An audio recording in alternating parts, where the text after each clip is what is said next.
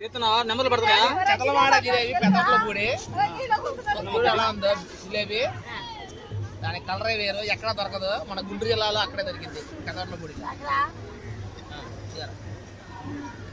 Taste చేయండి ఎలా ఉందో మిత్రులారా.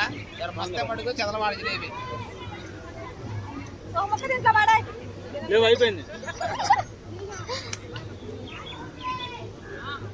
టేస్ట్ చేయండి. గెలిచి సూపర్ సూపర్ అంట చూడు. కేజీ కొనకి వెళ్తే 1 కిలో 60, కేజీ 240 రూపాయలు.